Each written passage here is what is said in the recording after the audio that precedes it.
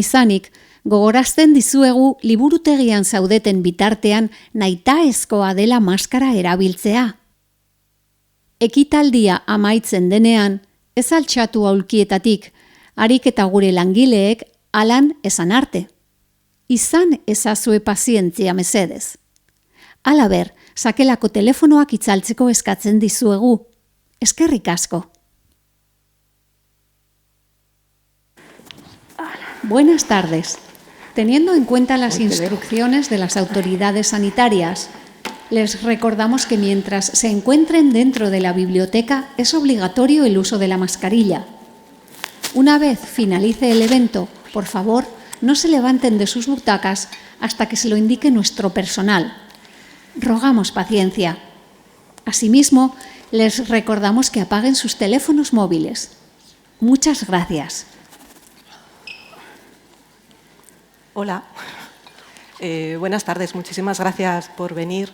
Nos alegramos mucho de veros otra vez aquí, que nunca sabemos quién va a poder llegar y quién no. Os voy a recordar, antes de empezar con la presentación, que en el turno de preguntas que haremos al final, como dentro de 50 minutos, no hay micrófonos y os pasarán, si queréis, una tarjetita, podéis escribir ahí las preguntas, nos las pasan y respondemos, ¿vale? Y ya empezamos. Ha venido Lucía Ligmaer y está aquí también Chani Rodríguez, que no viene de tan lejos, pero que a veces también está la cosa complicada.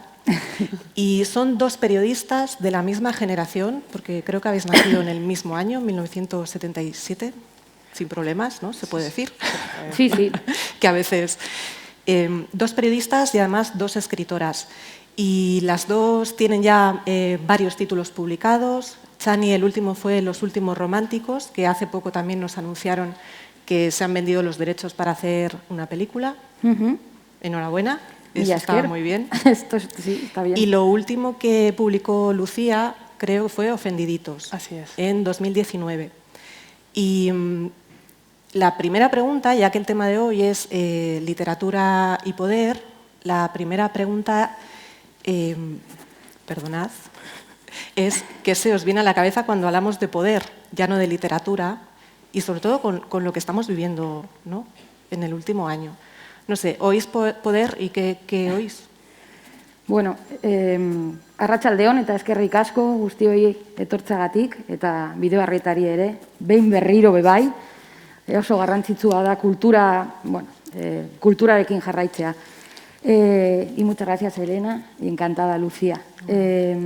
Bueno, hoy con el poder, hoy tenemos un día curioso aquí en Euskadi, porque hay un choque entre el poder ejecutivo y el poder judicial, con los bares que se abren, que se cierran, así que tenemos una lección práctica sobre el poder. Pero bueno, el poder es un tema, yo creo que muy interesante si se relaciona con la literatura, porque normalmente desemboca en conflicto, al menos el abuso de poder, y el conflicto es un tema muy, bueno, es una necesidad casi para la literatura, ¿no? A menudo, no siempre, a la hora de construir una novela y tal, pues lo que se busca es conflicto.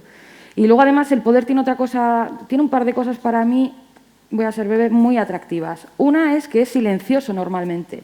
Cuando se ejerce es silencioso, solo hay ruido cuando se le discute, pero mientras se está ejerciendo es todo silencio, ese silencio que a veces da un poco de miedo. Eso, bueno, eso para empezar, lo dejo Vale. aquí, ya hay tiempo de soltar rollos. Retomamos luego eso. ¿Poder? ¿Y qué piensas?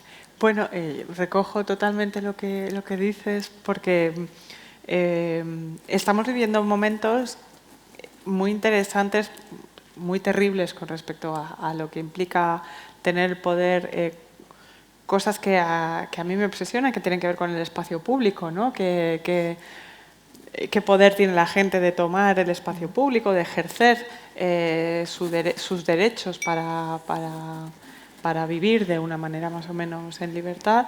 Creo que la literatura, como tú decías, es un espacio de conflicto y en el que se pueden manifestar muchas de las tensiones que afloran. No hablo únicamente de la actualidad, sino de lo que tú decías, de quién ostenta el poder y quién no lo tiene. A mí hay una frase que dice un compañero, Marc Giro, que me parece muy interesante, que es que cuando le dice, tú es que hablas muy rápido, ¿no? Hablas muy deprisa. Y dice, bueno, es que los que somos pobres o LGTB o mujeres hemos tenido que decir mucho en muy poco tiempo, ¿no?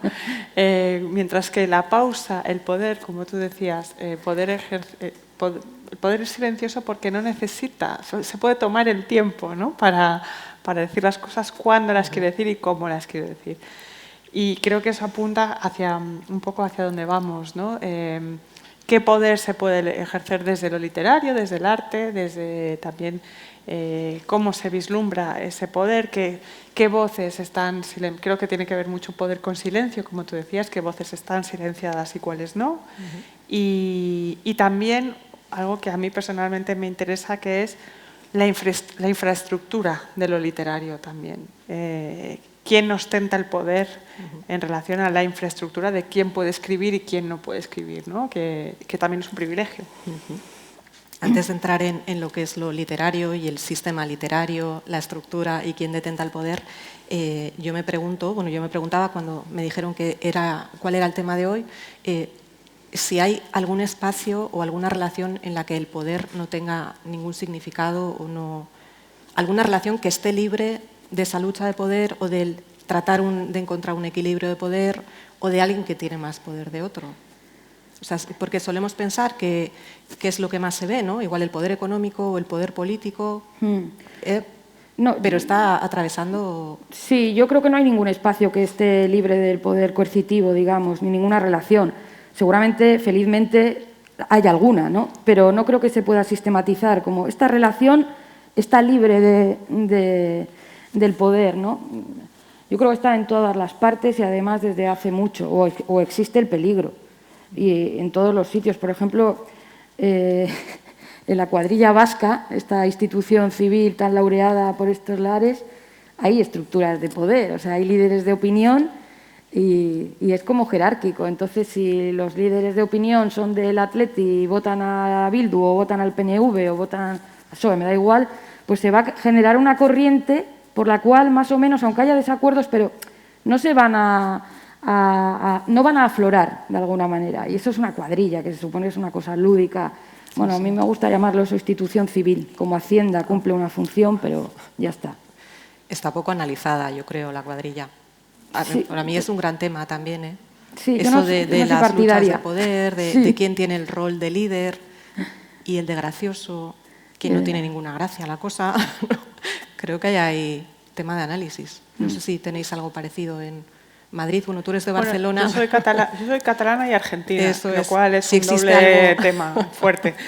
En Cataluña está la colla, ¿no? Que es tu grupo, que muchas veces tiene mucho que ver. Justamente, además, estoy escribiendo sobre eso, sobre quién tiene colla y no tienes colla en la infancia, porque las collas muchas veces tienen que ver con tu lugar de veraneo, ¿no?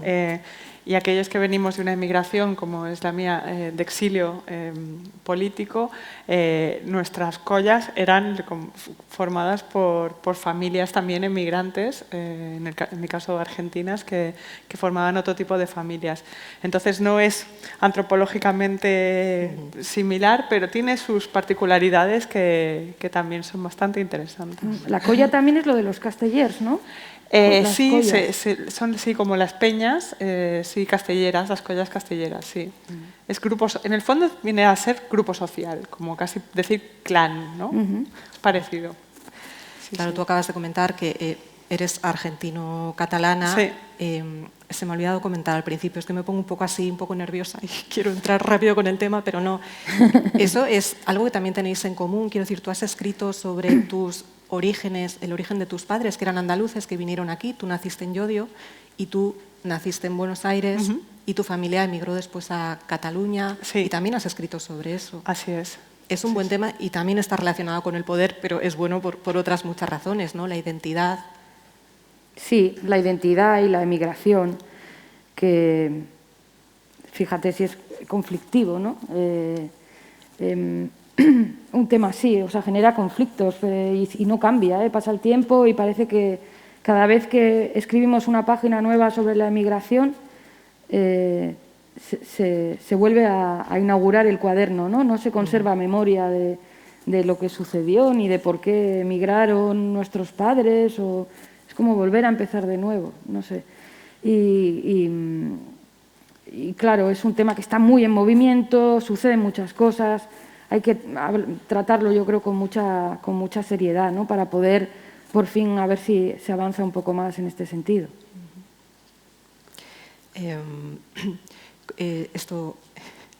Hablábamos de que era un gran tema literario. En vuestras obras, ¿cómo lo habéis reflejado esto del poder? ¿Qué tiene que ver con estos conflictos? Bueno, yo en mi caso, el último libro Ofendiditos, que es sobre la criminalización de la protesta, ¿no? Es un ensayo, no es novela, pero que trata cómo ciertos grupos de poder, o sea, ciertos columnistas o generadores de opinión en los medios de comunicación han generado una idea de que cualquiera que intente digamos, contradecir al status quo es tildado de ofendidito, ¿no? Es aquel que se ofende por cualquier cosa, ¿no? Y suele ser gente a la que se le acusa de eso y que es gente que o pertenece a movimientos sociales o que milita en organizaciones de las que ahora se llaman diversas, ¿no? LGTBI, ecologistas, feministas, etc. Y claro, a mí, por ejemplo, me interesa mucho, ligando con algo que decías anteriormente sobre si hay relaciones que puedan no estar mediadas por el poder, la idea de que a través de las redes sociales, que tienen muchísimas cosas terroríficas y que si queréis hablamos, pero hay cierta gente que ha podido acceder a la palabra, que antes no estaba tan visible, ¿no? Que al derecho, a la protesta y a la autoorganización desde otras maneras. Y en eso me interesa, y creo que es otro melón que podemos abrir en algún momento, la capacidad de autogestión, ¿no? O sea, creo que hay poder y equidad en el momento en el cual podemos hablar de autogestión en algunas cosas, ¿no? Poder darle la espalda a ciertos espacios que siempre están mediados por unas jerarquías muy estáticas, ¿no? Y eso es interesante. En cuanto a tu obra. Pues en la última, claramente, el poder económico, porque habla de una trabajadora de una fábrica y de un pueblo que ya vivió una reconversión y se enfrenta ahora a otros problemas también laborales. Y bueno, es muy curioso el poder económico que se generó aquí con las fábricas, porque estructuraban la vida de las personas, pero de forma muy contundente, desde al generar, por ejemplo, economatos, escuelas, equipos de fútbol, becas. O sea, la fábrica era un sistema social completo. Entonces, cuando la fábrica cerraba, se desmoronaba y se sentía el desamparo también, ¿no? de la situación en la que quedaban los trabajadores, sobre todo, ¿no? De las fábricas. Y también de soslayo creo que aparece el tema sindical, la fuerza que han perdido, ¿no? Los sindicatos. Yo recuerdo la reconversión industrial de los 90 porque, bueno, mi padre era, ya lo he contado muchas veces, era trabajador de aceros y recuerdo las manifestaciones y eso, y el poder sindical. Soy de Llodio, igual.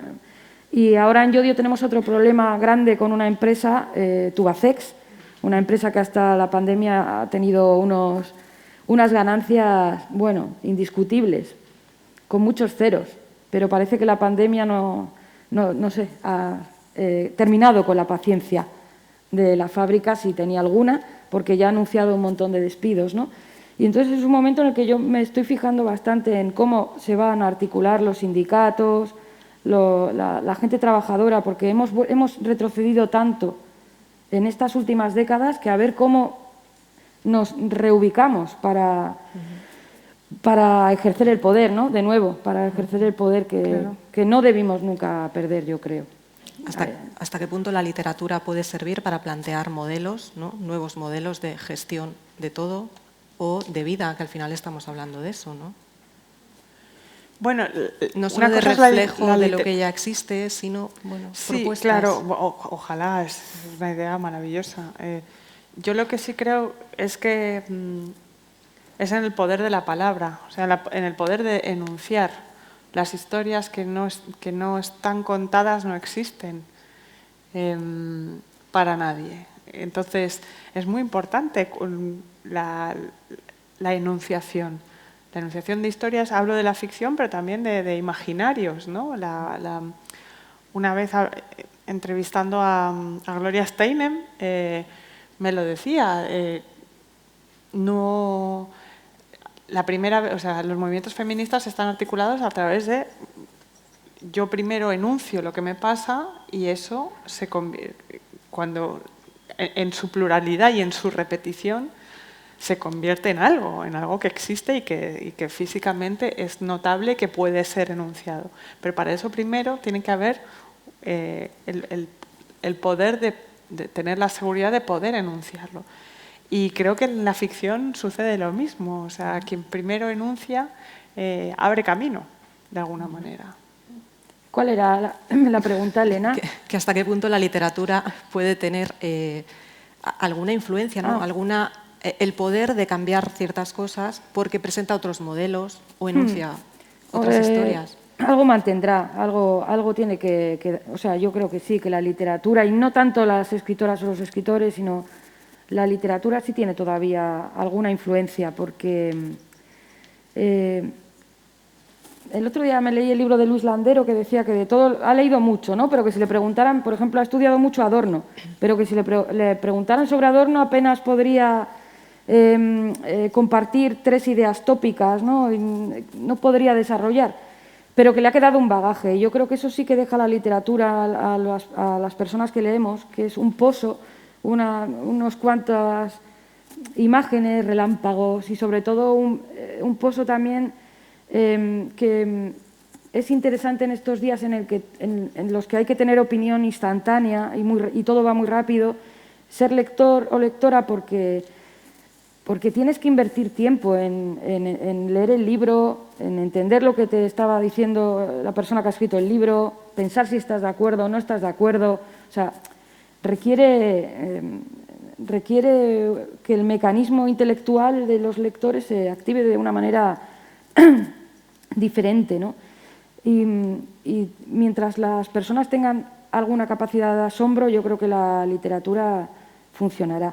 El otro día leí en el periódico que, ¿cómo era? En media hora de lectura equivale a una clase de yoga. Y yo dije, ya estamos en esto. O sea, la literatura tenía que ser algo estimulante y dinámico, ¿no? Mindfulness o no sé, justo para mí, como yo la entiendo, es lo contrario. O sea, ya haré yoga para dejar la mente en blanco, pero justo no voy a leer para quedarme así, no sé. O sea, yo creo que ahí hay alguna confusión, pero sí que tengo fe en que de alguna manera abstracta e inasible tenga mucha más importancia de la que quizá ahora mismo podamos percibir porque nos cuesta mucho argumentar.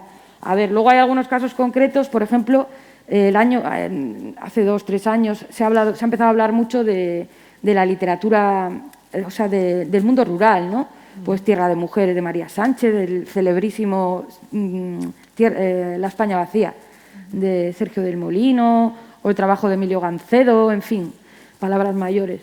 Y eso ha dado pie a que, por lo menos como gesto simbólico, ya veremos qué contenido tiene eso en el Ministerio, pero se haya abierto una ventanita para el desarrollo rural. Bueno, quizá es un caso de los pocos que se pueden mencionar así en concreto, de mira, ha valido para algo pues que esta gente haya escrito estos libros, ¿no? Pero en general creo que es más arborescente y más inasible la influencia de la literatura. Estoy de acuerdo. Tú acabas de decir que más de la literatura, en cualquier caso, que de escritores o escritoras. Y siempre les hemos dado mucho poder, ¿no? Quiero decir, en el imaginario popular hay escritores, bueno, que son ¿Escritores? una influencia, sí, hombre. Yo creo que los y lo escritores que no dice tienen- este... Pero eso era antes. Ahora en un escritor no... Creo que con Arturo Pérez Reverte todavía pasa. Bueno, porque Arturo Pérez Reverte es una cosa, como una vedette del mundo, ya. Quiero decir, no es solo un escritor, es alguien y además alguien con mucho poder económico, quiero decir, poder político, económico, que su opinión llega a espacios muy importantes, de donde se deciden muchas cosas. Pero o sea, estoy totalmente de acuerdo creo que la literatura es importante en el sentido en el que te abre una ventana puedes viajar con la imaginación. Eso, a día de hoy, que estamos además confinados en nuestras propias cosas, eso es inasible, pero el poder el escritor como un personaje poderoso, salvo los superventas, yo no creo que tengan un poder directo. Otra cosa es que, por supuesto, su obra, como comentamos, genere o sea, explique cosas que no están contadas, ¿no? Y entonces las pone sobre la mesa para que las realidades que estaban ocultas afloren a la luz. Pero los escritores, esta idea de que el escritor de por sí es alguien que está en su habitación y piensa, entonces lo traslada a la página y es poderoso, me parece, vamos, que no... Además... No la comparto. Sí, como opinadores... No sé por qué la gente sigue teniendo esa idea, ¿no? De la pluma y yo aquí va tal. Serán más poderosos además si son columnistas. ¿Sabes? Es que eso ayuda mucho el escaparate pues, que tiene Pérez Reverte o que tiene X, ¿no? Mucha gente. No tanto por los libros, o sea, no porque haya sacado ahora el libro sobre la guerra civil, no sé qué poder va a tener eso en la sociedad para ahora que revisemos la guerra civil, ¿no? Pero, claro, las columnas de opinión sí las lee mucha gente, pero yo hasta lo divorcio de los libros. Es la figura pública. Es que, de hecho, hay un fenómeno interesante de cómo muchos escritores se pasan a opinadores políticos como un método también de llegar a fin de mes y también de ocupar un espacio en el imaginario político y son creadores de opinión ahora, pero no por su obra literaria, sino por su columna semanal en el sitio que sea. Vamos a hablar un poco, si os parece, de las entretelas del sector editorial y la relación con las personas que escriben y que publican libros. Porque tenemos también, los que estamos fuera, ¿no? Siempre preguntas sobre qué poder tiene el editor o la editora sobre lo que escribís y cuál tenéis vosotras en realidad, ¿no? No sé si os proponen cambios que no queréis hacer, si no los hacéis, os niegan la publicación. ¿Cómo funciona esto? Yo creo que son preguntas que los que leemos nos hacemos, ¿no? ¿Cómo será aquí este equilibrio de el que crea y el que publica lo creado? Parece que me voy a escurrir, pero a mí, la verdad, tampoco... He trabajado siempre con la novela hecha y pumba, a esperar la respuesta. Y bueno, sí que ha habido algunos cambios, pero no los consideraba sustanciales o esenciales. Y también considero que el trabajo de los editores y las editoras es importante. O sea, normalmente suele ir a favor. Es una opinión más profesional que trata de mejorar el texto que has entregado. Y es muy difícil de ciertos textos, digamos, el arquetipo de editor comercial, ¿no? Que lo que quiere es vender y vender. Hombre, hay unos textos que no casan con ese arquetipo. Entonces, bueno, en estos libros más literarios normalmente los cambios suelen ser a favor de obra. Pero, no sé, mi experiencia yo no he tenido trifulcas. Sí que tuve un desacuerdo con la anterior novela y el título, que yo tenía otro título que me gustaba más, pero la editorial quería otro y al final me convencieron y lo titulé como quiso la editorial y luego no me quedé yo contenta porque en mi cabeza seguía siendo el otro título. Una se arrepiente siempre. ¿Y cuál era? La anterior novela era Si quieres puedes quedarte aquí. ¿Y el título? El mío era El paso canadiense. Vale. Y para mí, en mi cabeza, la novela que yo escribí es El paso canadiense. Bueno, y para muchos lectores ese es muy bueno, claro, sí, por lo que va ocurriendo en la novela. Sí, estaba bien, claro, pero... está ahí. Pero ahí sí que, bueno, puede haber que te enconas en cada una se enroca, pero bueno, que no va más allá. Y también Pues ellas imagino que con la mejor voluntad, las editoras, pero así sucedió. Es lo más así que puedo contar que tenga un poco de interés. Vale. Porque... Yo he tenido experiencias tremendas, pero al principio, que es lo que pasa cuando eres más vulnerable, yo tengo una novela que no, o sea, que de hecho todavía está en un cajón porque el editor, que no voy a decir quién es, y además ya no importa, me dijo que me la publicaba, una editorial estupenda, independiente, tal, y no me devolvía las galeradas cuando, o sea, estaba haciendo la típica corrección, lo que se pensaba que era una corrección de estilo y tal, y teníamos que salir a imprenta y yo no había visto el texto, y cuando finalmente le pedí casi a punta de pistola que me enseñara el texto, lo había cambiado completamente, le había eliminado 3 capítulos, le había echado ahí como un desaguisado, y yo decidí no publicarla porque no estábamos conformes, pero además no hubo diálogo ya, y yo lo recuerdo como con toda la angustia de, ¿no? Es tu primera novela, tienes muchas ganas de que salga, y al final decidí que no sacarla. Y luego mis experiencias han sido, por suerte, todas buenas. Sí que es eso, ¿no? Que a veces te dicen, pues este título mejor que no empiece con esta palabra o estas cuestiones. Yo no he tenido editores muy invasivos después de esa primera experiencia. Lo que sí que al tener a gente, sí que yo hago cierto trabajo previo con la gente que tengo de, bueno,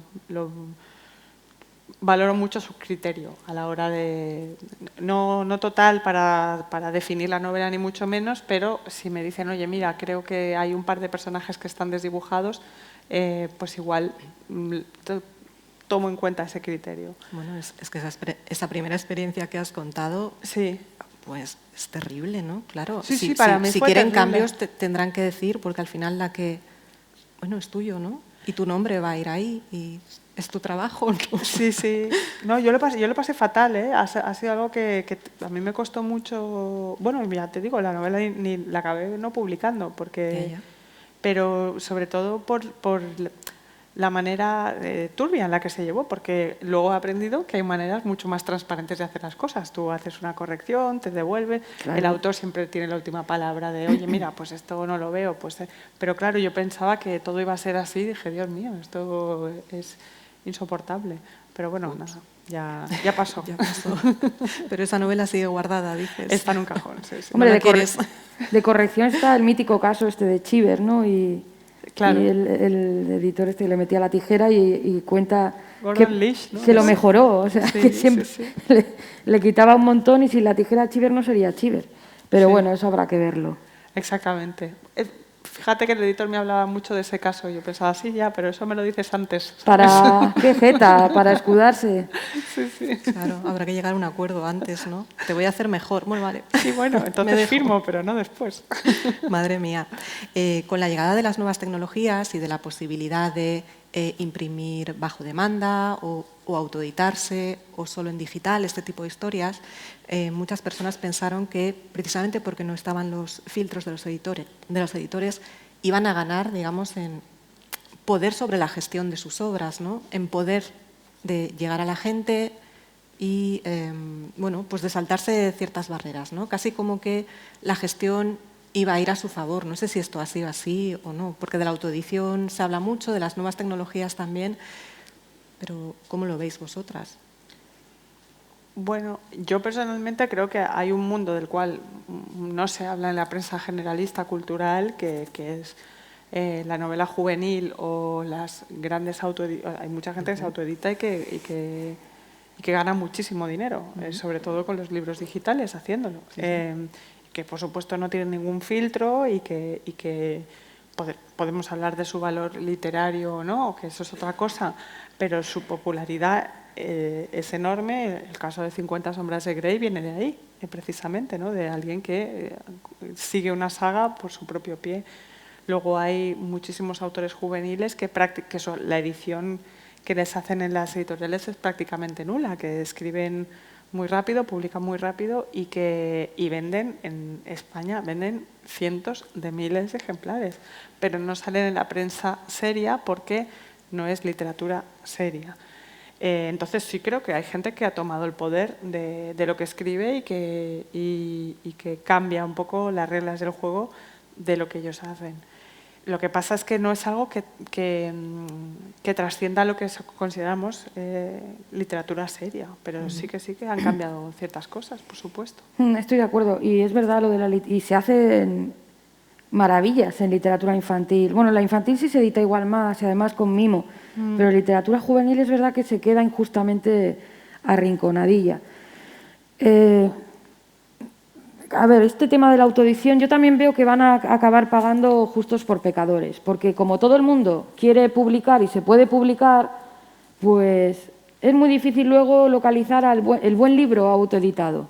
Como decías tú, como no hay filtros, no hay una garantía, pues la garantía que pueda dar un sello, o eso yo me publico y ya está, pues cuesta detectarlos. Vamos, lo digo y como autocrítica, porque a mí a veces me llegan libros autoeditados y no sé...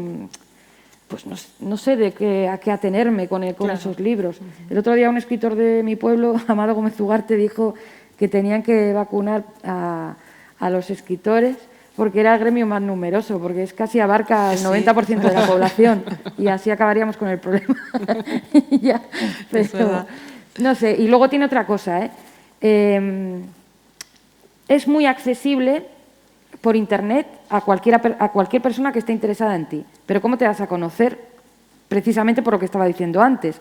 Es muy difícil convencer a la prensa de que justo tu libro autoeditado es el bueno.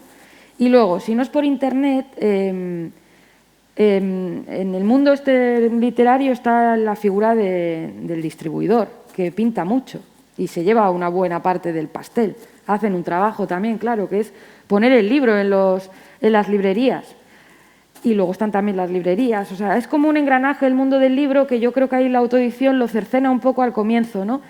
Y por ahí también sería una pena, porque, bueno, mira, mi libro iba a salir en marzo y salió al final en junio y lo tuve metido en una caja pues unos meses. Y lo miraba y decía, esto no vale para nada, esto aquí. O sea, sin la distribución, sin la librería, sin el periodista que me dé un poco de cancha, bueno, es un libro en una caja. Entonces, ¿qué pasa? Que a veces los libros autoeditados no pueden quedarse en un libro en una caja.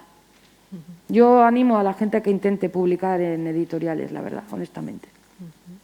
Hay muchas editoriales que ya hacen como prospección de lo que se autoedita, ¿no? Tienen personas que buscan en Amazon y en este tipo de plataformas, ¿no? Para encontrar títulos para publicar luego en sus propios sellos. Ojeadores. O sea, hay un montón, sí, vienen a ser ojeadores, ¿no? Hay como, y se están rescatando muchos títulos cada vez más, cada año. Bueno, lo que se lee en las solapitas, ¿no? Siempre, primero se autoeditó y después esta editorial le compró el libro. Esto pasa mucho también.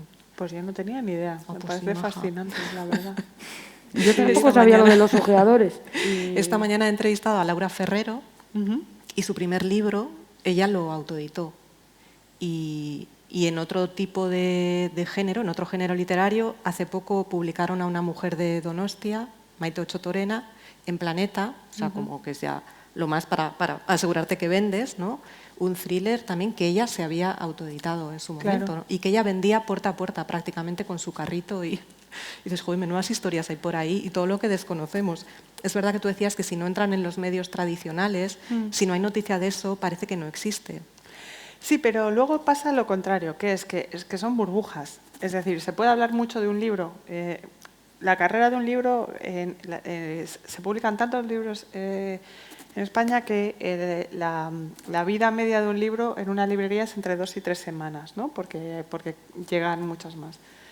Pero es muy importante el boca-oreja, ¿no? Y la gente, hay fenómenos editoriales que están sucediendo que no tienen que ver con que estén en grandes editoriales, ni que fueran grandes autores conocidísimos. El caso último es el de Panza de burro, ¿no? Una novela publicada en una editorial pequeña sobre lo que podría ser una historia pequeña, ¿no? Y que lleva 20.000 ejemplares, una burrada para España. Eso. Y y se escapa, no ha salido especialmente en prensa hasta que ha vendido, porque yo siempre digo con una amiga que es escritora que la gente no es tonta.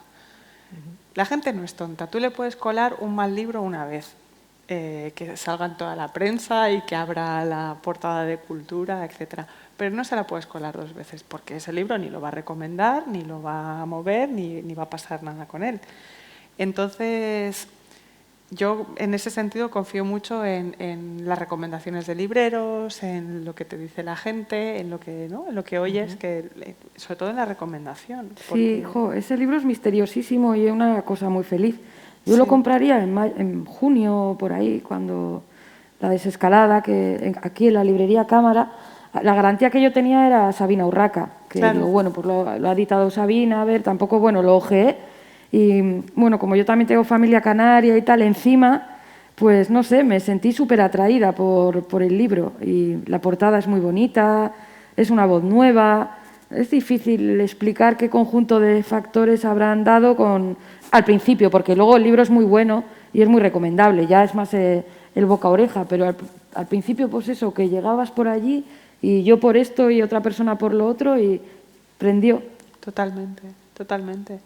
Y creo que ese tipo de situaciones es verdad que no suelen ser mayoritarias, lamentablemente, pero que muchas veces conoces trabajos de escritores que te parece que dices, mira, esta persona ha hecho un libro fantástico y a lo mejor ahora en este año o en los próximos 2 años la gente no será un éxito masivo, pero este libro trascenderá. ¿No? Esto que hablábamos antes, es un libro que será importante más adelante, porque cuando pasa el tiempo y pasan las modas, lo que queda es el libro.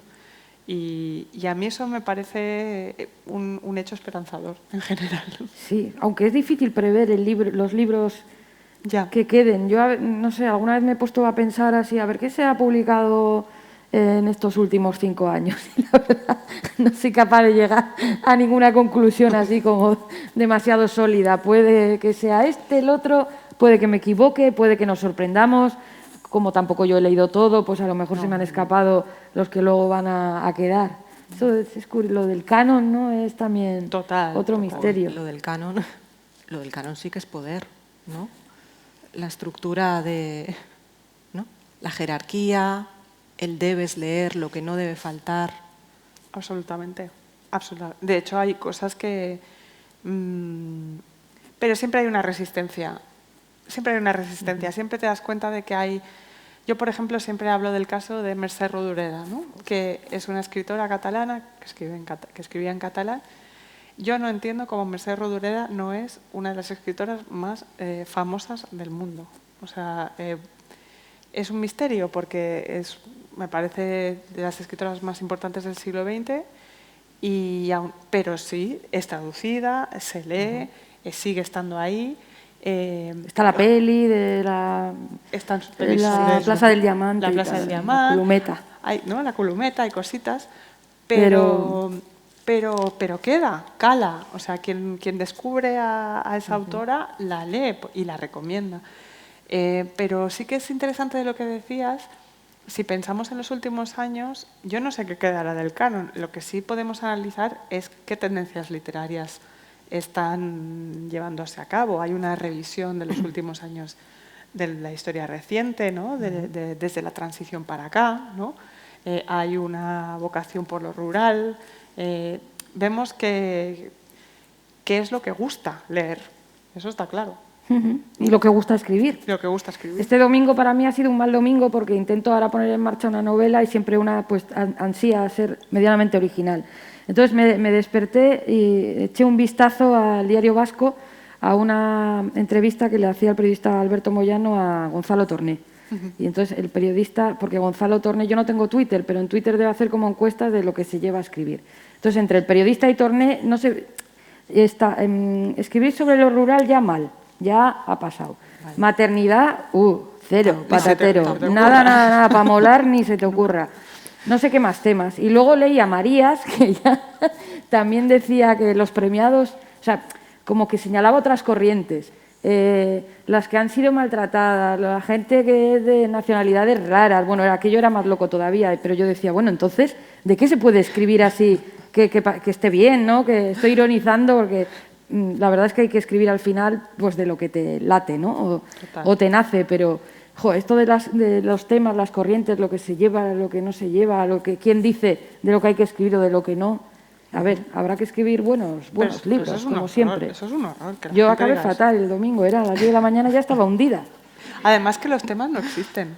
No existen, ¿no? Los temas no existen, eso es mentira, no hay temas. O sea, hay lo que uno escribe, pero eso como, ¿no? El cómo, más claro, que el qué. La mirada, Imagínate.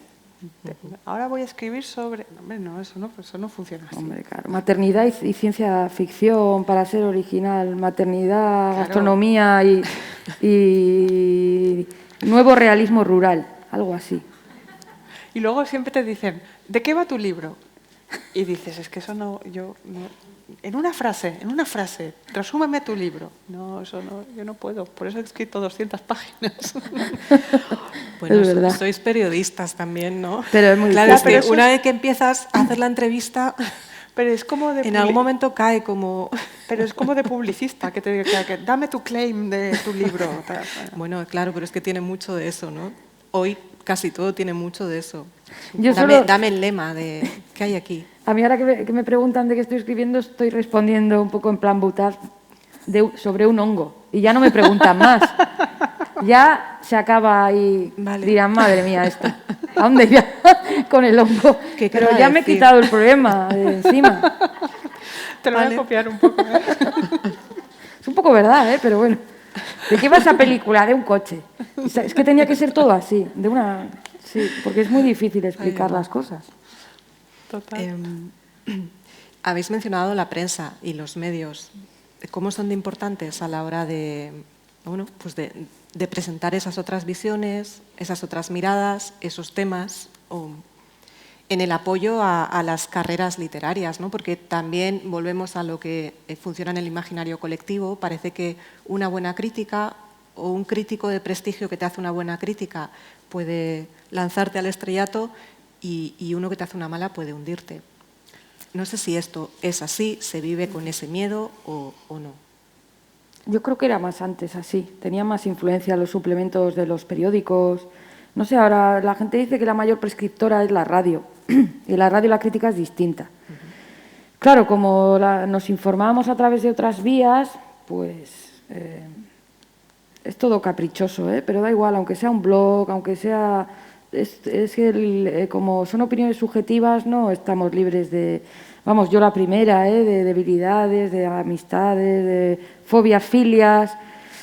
Entonces yo creo que una crítica es una opinión, la opinión de una persona. No es una sentencia, no están los hechos objetivos, no es que no lo puedes, es indisoluble todo. Entonces, bueno,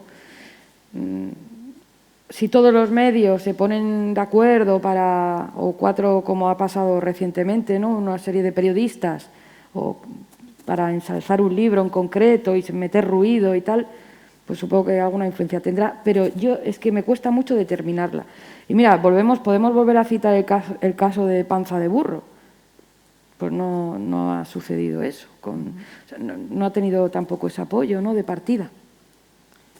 Yo creo que las críticas no tienen importancia a día de hoy. Realmente, nos importan a los autores y a los editores que editan los libros y a la gente de lo que llamamos del sistema editorial. Eso probablemente un editor podría dar con mayor fuerza al argumento a mi argumento. Yo supongo que hay gente que sí que lee una reseña cultural y dice, mira, pues dicen que el libro es bueno, pues me lo compro. También es que el sistema de crítica literaria en España es tan endeble, donde todo parece que es bueno, porque nadie se quiere enemistar con nadie, no sea que después vaya a tener que trabajar para ese otro, entonces nadie destroza un libro. Y hay libros malos, se publican libros malos. Lo que sí creo que es diferente y me parece interesante es la creación de nuevas figuras literarias, que eso sí la prensa ayuda a hacerlo. No desde la crítica, pero sí de la noción de que alguien es importante, de que alguien es una nueva voz. Y eso sí, los medios de comunicación lo construyen. No desde la crítica ni la reseña, sino más bien desde la entrevista, desde la columna de opinión, desde espacios donde se crean lo que se llaman, ¿no?, los hypes, ¿no?, de quiénes son las personas a seguir, ¿no? En el sistema literario. Estos grandes reportajes de las nuevas novelistas, ¿no? Que siempre son mujeres, además. Nunca es los nuevos novelistas y tienen 30 años todos, ¿sabes? Últimamente, ¿no? Sí, sí. Quiero decir que hace años costaba encontrar las nuevas. y Lo digo joven, con sarcasmo, ¿eh? Claro. A mí cuantas más mujeres salgan en la prensa, mejor para todas nosotras, pero que se nos ponen siempre en pack, ¿no? Sí, jóvenes, que es cualquier edad. O sea, Ya, todo ya. lo que sea AstraZeneca es joven. Sí, sí, Ya. total, Vale. total. ¿Se da cabida de verdad a esas nuevas voces? Mediáticamente, sin duda. Sí. Otra cosa, que eso es otro tema, es cuánto venden y qué importancia tienen.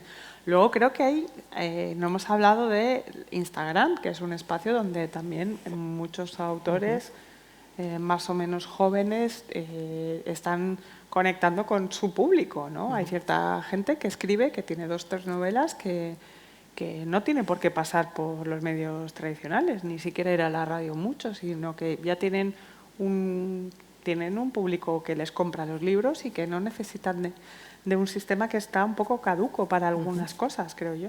No para todas, ¿eh? O sea, a mí me parece estupendo que exista. Sí que parece que hay como universos paralelos, ¿no? Sí, Esa teoría no es una teoría, es que es así. Aquí y ahora existen. Son poco permeables, es la pena, ¿sabes? Deberían ser más vasos comunicantes, ¿no? Los espacios, no tan estancos.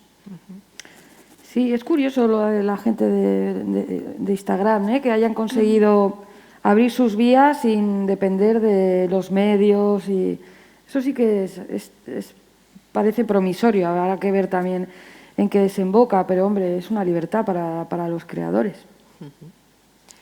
Hablando de libertad y de esas otras vías, ¿no? Hablamos de redes sociales también, y tú analizabas en Ofendiditos cómo funcionan ciertos mecanismos, ¿no? En redes. Ahí sí que el poder, quiero decir, parece, a ver si me explico, que no es tan fácil.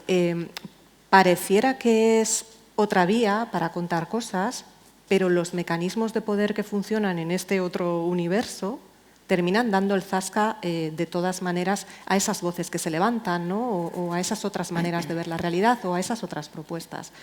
En tu libro analizas este tipo de cosas, ¿no? Cuando hablas de los ofendiditos, de lo políticamente correcto o políticamente incorrecto, la creencia de que uno está siendo incorrecto y está siendo más de lo mismo, por ejemplo, ¿no? Sí, pero eso no tiene que ver con las redes como o sea, las redes lo que permiten, de alguna manera, es manifestar lo que te dé la gana, ¿no? Esto me parece bien, esto me parece mal, y hemos vivido momentos digamos, sin control sobre eso. Pero la gente tiene el poder de poder decir lo que quiera. Ahora, los generadores de opinión, los que te dicen que tu opinión es válida o no, siguen siendo los mismos, que son los señores columnistas que detentan cuál es el gusto y que cualquier cosa que salga de eso es una manifestación histérica de queja. Y a mí ese es el fenómeno que me parece perverso, ¿no? Las redes también me parecen perversas por millones de otras razones de vigilancia y de creación de estadios de opinión y casi de gobiernos. Pero no el hecho de la manifestación de los individuos en red, sino que cómo ciertas cuestiones, ciertas disidencias que se pueden manifestar en red siguen siendo aplacadas bajo los mismos preceptos que antes era maldita loca, ¿no? Eso es lo que me resulta como que parece que las cosas no cambian desde ese lugar. Sí, y se ridiculizan y se minimizan, y el derecho a la protesta es muy legítimo y además es necesario. Si no se hubiera protestado, pues ni tú ni yo, igual ni Elena, estaríamos a lo mejor aquí hablando. Así que yo creo que hay que tener un poco más de respeto por la protesta, aunque la protesta te parezca una soberana tontería, pero no se puede ridiculizar así nada. Tú has dicho, ¿no? Algo de locas, ¿no? Malditas locas y ¿qué más? Claro, siempre ligado también a lo femenino, digamos, ¿no? Siempre. Leí la semana pasada el último libro de Luna Miguel, Caliente, y decía, bueno, las mujeres siempre han escrito sobre sexo, sobre deseo, sobre maternidad, en la medida de sus posibilidades, claro, pero siempre se ha tratado como si fueran temas secundarios, como si se estuvieran quejando, como si estuvieran histéricas, locas, y no había que prestarles atención. Esos mecanismos siguen funcionando exactamente igual en distintas plataformas, ¿no? Pero es que ¿sabes lo que pasa? Que cuando Luna dice eso, parece que está hablando de la literatura como un espacio femenino. No ella, sino que se trata lo que ella dice temas, como, ¿no? como la cuestión femenina. Cuando Karl Ove Knausgaard se hace 7 tomos sobre su movida de ser padre y que cambiar pañales, es la gran obra universal. Y es curioso, universal, no es literatura masculina. Sí, sí. Creo que esa es una de las cuestiones que también hay que abordar de una manera seria. Abandonar el espacio nicho, porque es ya desde el lado del género, ¿no? Somos la mitad de la población y hacemos literatura. Y desde la queja o desde la no queja, porque mayor lamento de un hombre que el de Karl Ove, ¿no? ¿Cuántos tomos es Mi lucha? No sé. No me sedujo. No, yo me quedé en el segundo y dije, hasta luego. Pero es el New Yorker, el New York Times, ¿sabes? Es como la gran... Si hubiera escrito una mujer, Sí. para empezar tendría una portada con un pintalabios o algo así. Sí, hay uno que sí que me gusta mucho, pero nadie tampoco lo califica como literatura ultramasculina, es Philip Roth. Bueno, es que es Y es absolutamente ultramasculino, pero a mí me interesa precisamente Claro. porque sea muy distinto de mí o igual por el mismo motivo tendría que interesar a los hombres. Pues, la literatura que hagan las mujeres, hablen o no de su cuerpo, hablen en tono festivo, quejicoso o lo que se quiera. Pero es curioso porque el otro día me preguntaban en una radio porque ahora se va a celebrar el Día de la Mujer y tal, y era el Día de la Mujer en la ciencia, y también nos preguntaron por la literatura. Y habría muchas cosas que comentar, pero relacionado con esto yo creo que todavía muchos hombres, no todos, en muchas cosas se han mejorado, se ha avanzado, pero muchos hombres cuando entran a una librería se sienten más atraídos por un libro firmado por un hombre que por una mujer, porque le presuponen al hombre más hondura en el tratamiento de los temas, más arrojo para elegir los temas. No sé, les presuponen que es por ignorancia, por supuesto, pues no puede ser por otra cosa a estas alturas. Pero hay una presunción que va en nuestra contra. Entonces, bueno, pues convendría ir ya hablando de poder, superando ¿no? eso. Eso sí que es Sí, un es un reflejo poder que del yo creo poder. que es irreflexivo. O sea, no es que el hombre entre y diga, voy a ejercer mi poder de hombre comprándome un libro de hombre porque me parece mucho más interesante. No, es algo que todavía está ahí, que impregna la base del problema de la igualdad y las mujeres escritoras y no sé qué, está ahí, está en la librería, que luego hay más por arriba, muchos más, claro, pero ese es el básico. No sé si tenéis alguna pregunta y la hacemos ya o queréis que sigan que aquí a mí me charlando. encanta mucho lo de la tarjeta, es como muy Sí, de programas de concurso, ¿no? Sí, pregunta tal. A ver si... Ahí hay alguien. Vale, bueno, pues mientras la escribe y nos llega, no sé si tú has dicho que no tienes Twitter, Chani, ¿no? No, bueno, tengo unas cuentas, una que me abrí y no la uso y además no me acuerdo de la clave, y otra que me abrieron unos amigos y la clave la tienen ellos, pero traigo mi nombre. Pero hacen buen uso. Y fíjate cómo es que haters, qué ambiente hay en Twitter, porque la mira, que me abrieron mejor mis que no estés. amigos pone, esta cuenta, Chani Rodríguez, si tenéis lo podéis mirar, está aquí esperando a que Chani se decida a estar en Twitter, es una especie de broma, como Irune esperaba a Miguel María o algo así, algo de los personajes de mi novela. Y entró, no hay casi comentarios, pero ya entró una persona súper ofendida, enfadadísima para decir que dejara de hacer spoiler y no sé qué de la novela, que me fuera a la porra, no sé qué, y me insultaba. Yo, pero qué ganas de entrar en Twitter. O sea, es que no he abierto la boca y ya aquí hay una persona que está enfadada conmigo. Qué No sé, mala es un leche, poco ¿no? disuasorio. No sé si tú vives algo así de vez en cuando, porque tú sí tienes Twitter. Yo tengo Twitter. Yo me resistí mucho a tenerlo, pero lo uso ahora mismo básicamente para con Deforme Semanal, con Isa Calderón, tenemos el podcast y pues cada vez que sale podcast, pues dices, está aquí, está disponible. Y realmente a nosotras las redes sociales, como que venimos de la autogestión, nos han supuesto, o sea, al no estar en los medios tradicionales, nos ha supuesto un espacio donde poder mostrar lo que hacemos. Y lo tengo, pero sí que es cierto que en los últimos 5 o 6 años veo el ambiente muy... O sea, entro para poner, aquí está esto, o mira, estoy escuchando esta canción, pero no me meto en ningún... ¿Publicaste Ofendiditos? Sí. ¿Cuál fue la reacción? Quiero decir, a ver, bueno, ya por curiosidad, habría mucho apoyo, pero habría también mucho hater, entiendo. Bueno, bueno, que igual no leyeron el libro, esa es otra. Bueno, yo no les hacía falta. Yo me protegí bastante, suelo hacerlo desde ahora escribo menos en prensa, pero cuando empecé a escribir en prensa y salía me pasaron 2 cosas. Cuando salía mi foto y mi nombre, me decían de todo, era cuando no se moderaban los comentarios, bueno, ahora se moderan y también te dicen de todo. Pero me decían unas cosas de basura, becaria, me acuerdo como de, pero no ha salido ni el texto usted.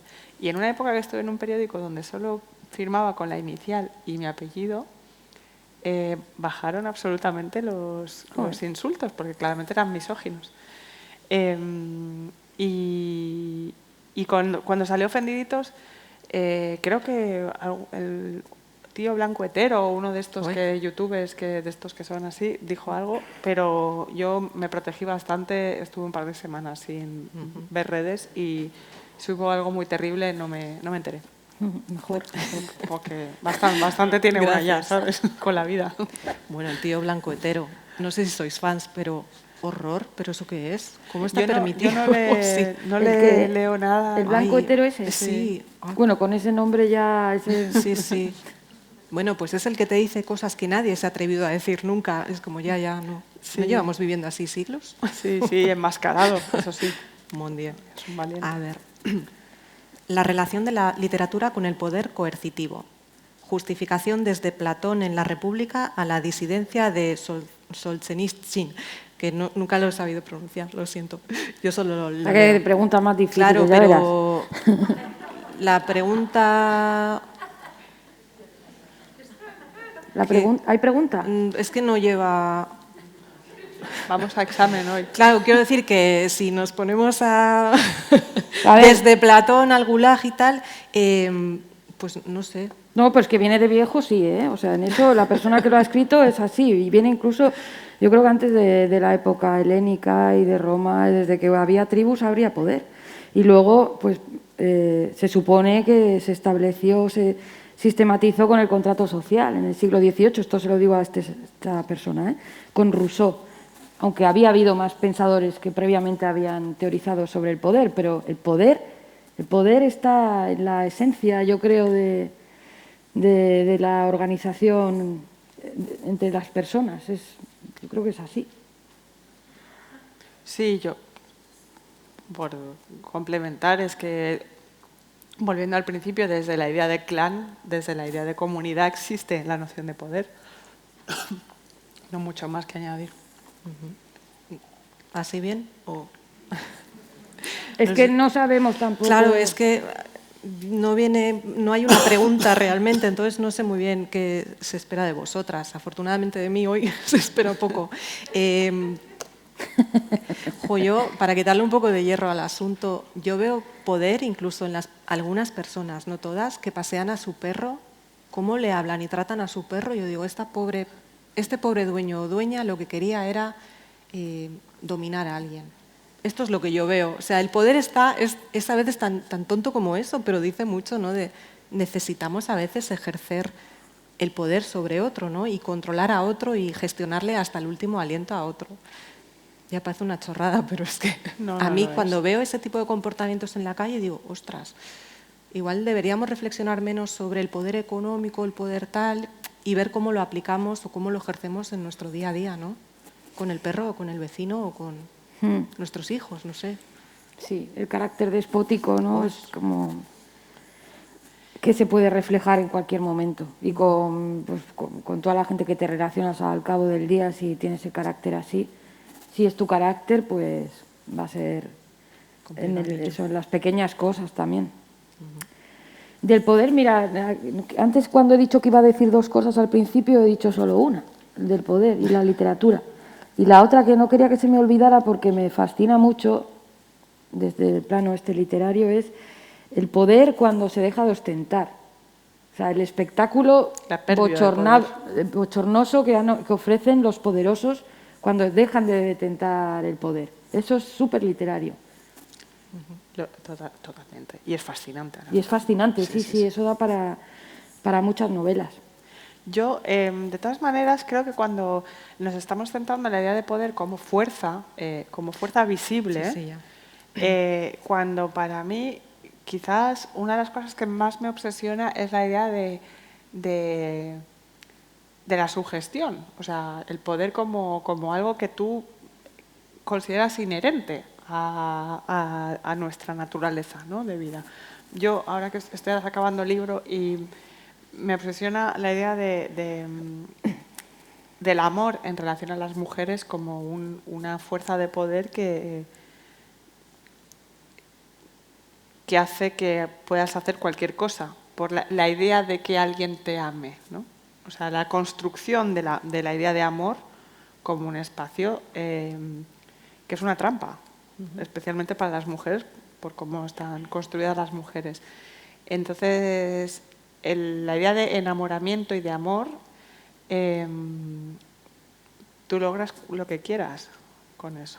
Y digamos que hay fuerzas de poder que no tienen que ver con lo económico ni con la violencia directa, que mueven mucho. Sí, son herramientas, ¿no?, muy importantes. En este caso de dejación absoluta de una misma, ¿no?, a veces. O ya no de parte activa.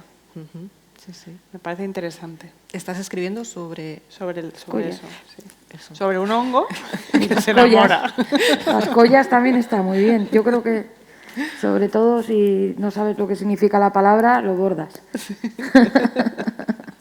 Tal cual. ¿Es novela? ¿Es ensayo? Novela. Vale. Sí. Vale. Pues si no tenéis ninguna pregunta más, nosotras lo dejamos aquí. Muchísimas gracias por haber venido. Gracias.